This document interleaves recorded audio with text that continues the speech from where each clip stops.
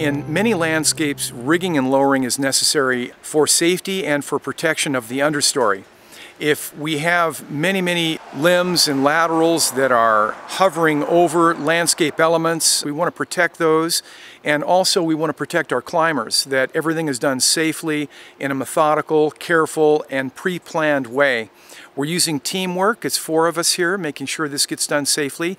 We're always going to have a ground man handling the rope, and generally a spotter or someone helping to guide and position our cuts. Of course, the climber is using a specific line, a arborist climbing line, which has a special elongation characteristic to it. For the lowering rope itself, we're using a stable braid kern mantle weave line. It's a high tensile line. It has good handling characteristics. It's very limber, it knots well, and is easy to handle. And it's also easy on the hands. And we have that high strength with our poly core, which is very high tensile.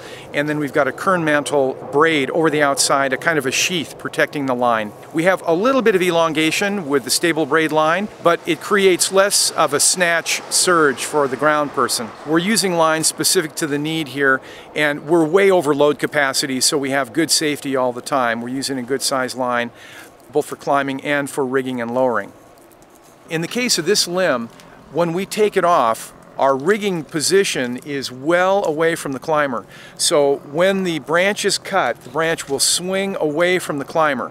Then we'll lower it before it swings back to him. We don't want that thing to become a battering ram and a safety issue. So we have to predict what's going to happen and try to make sure that it comes down in the way that we want.